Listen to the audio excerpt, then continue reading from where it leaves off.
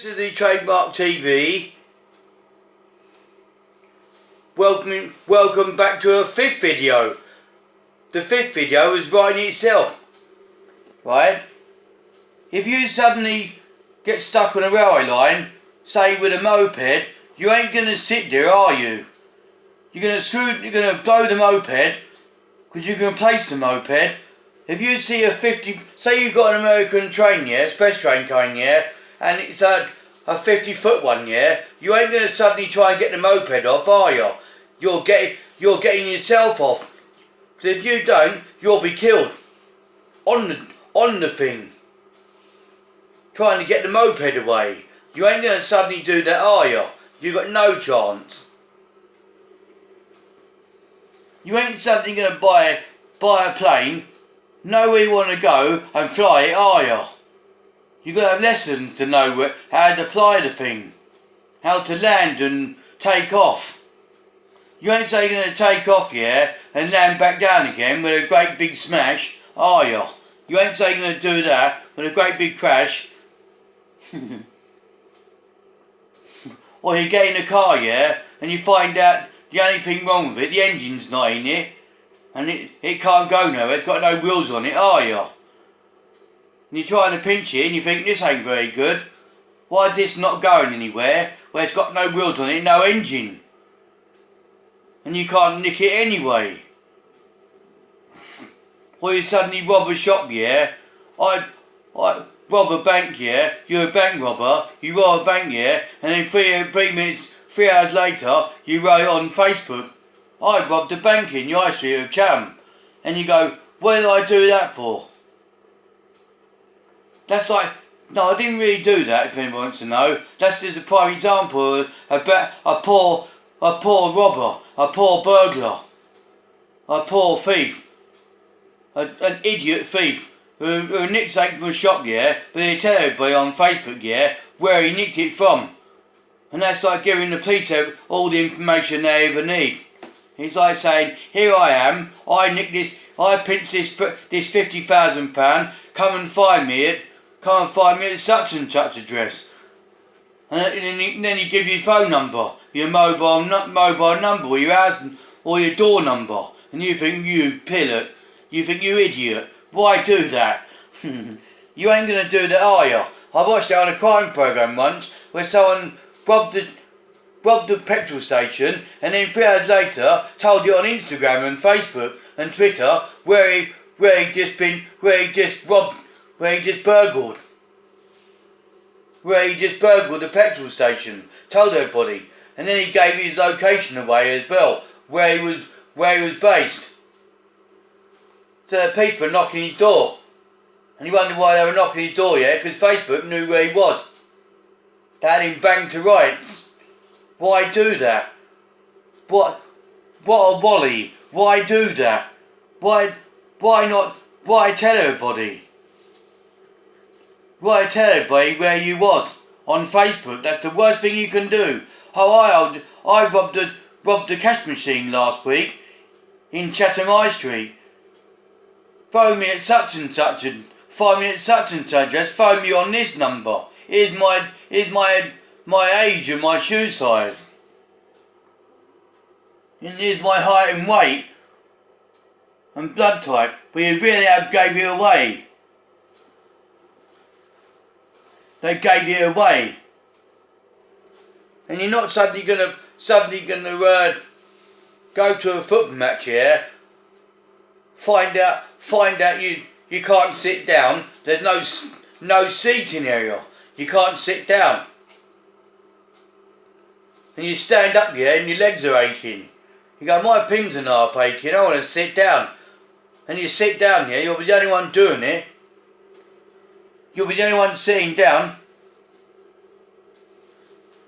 And anybody says, right, you can't fix a problem.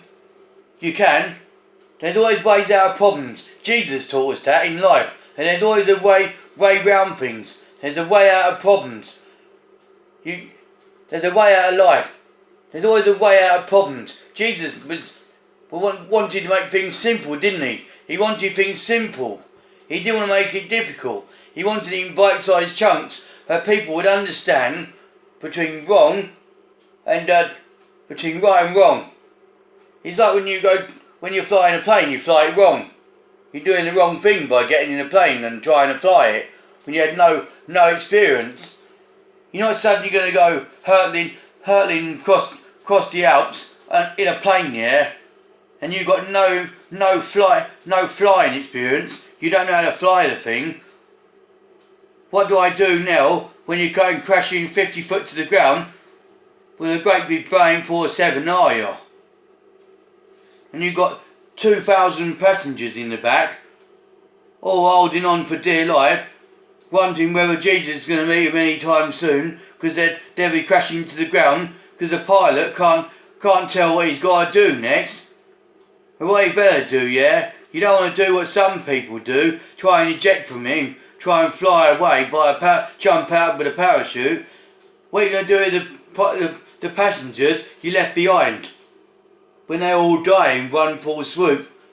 When they die in one full swoop, it's not let's get out the plane and leave it to crash itself.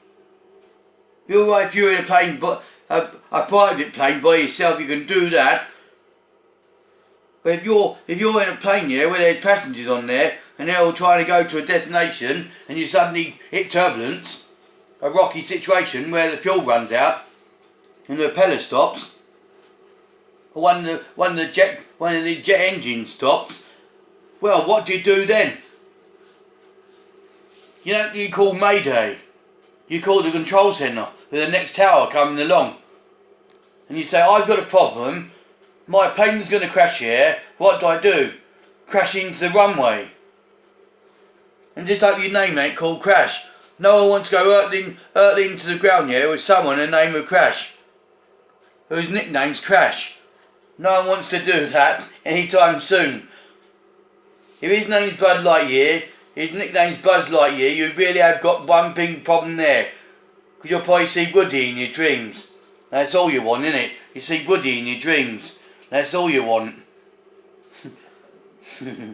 Something like that.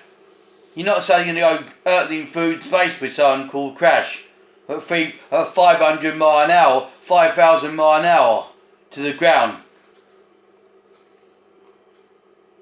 And the only thing stops you from smashing into the ground is the parachute that shoots out the back of it to slow you down in mid-air. And you pray for dear life that someday you'll meet Jesus in a rocket, in a space capsule coming out of the Earth, out of the orbit, going through orbit to Earth. You wonder where it's suitable to wear a best suit before you crash.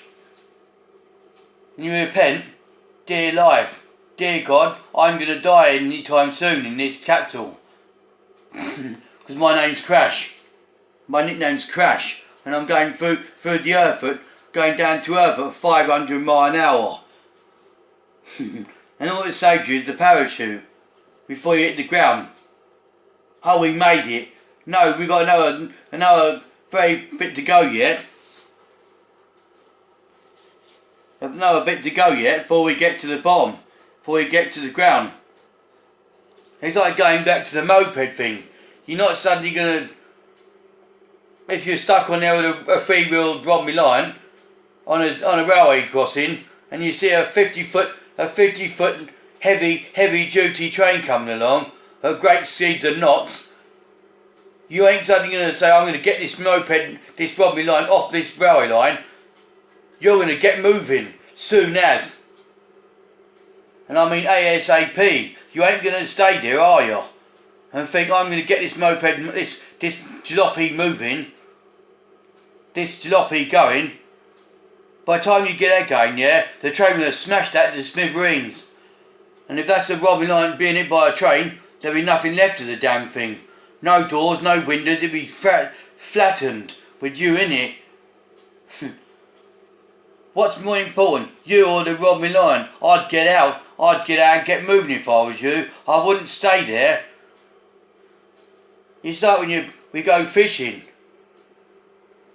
and you suddenly reel your fishing rod out, yeah, and your fishing rod goes around the hovercraft. What are you going to do? Go floating out of the hovercraft, one of them ones at Dover, or leave your, or chuck your fishing rod away. Chuck your fishing rod away. You just got your fishing rod caught to a hovercraft. You're not gonna suddenly say, I'm gonna hold on to this hovercraft and try and pull the hovercraft back. You're not gonna go fishing that in, are you? Reeling that thing in. That's elusive. Damn elusive hovercrafts. Hovercrafts got disbanded a long time ago. Or a great big sailing boat. Like Lord, I reeled in, Dad. I reeled in this fishing boat. This great big elusive yacht. But that was the biggest thing you reeled in your fishing rod in this time of the century. Well, look what I reeled in. A whale. On a small fishing rod you bought from Panland. Don't be stupid, that smashed that to smithereens. That snapped that. Well, look what I rode in. A basking shark. Great, that's really good. A boa constrictor. You think really good. Or suddenly say, I've been bitten by a goat, now I've got the powers of a goat. Oh yeah. What are you going to start doing now? Shearing sheep? You'd be the powers of a goat. With horns and all sorts. That'd be lovely, wouldn't it? Be the powers of a goat. By the power of a goat invested in me. That'd be stupid, wouldn't it? Be the powers of a goat. You'll get bitten by a horse and come a stallion. Now that's not going with your girlfriend to anybody, coming a stallion, because you're a stallion in bed. No, that's coming a stallion of turning into a horse, a stallion. You're not a stallion in the love department. We're not going down that road till it's coming up to February the 14th. We're not going down that road. Come a stallion to your girlfriend. That you're better than anybody else. Your body's like Arnold Schwarzenegger. You can take on the world. You can lift up cars and throw them 50 foot in the air. You're Jeff Capes. I don't mean all that. Stallions. You're not suddenly a stallion. You're no Action Man. You're not John Wayne. Exclusively Trademark TV signing off.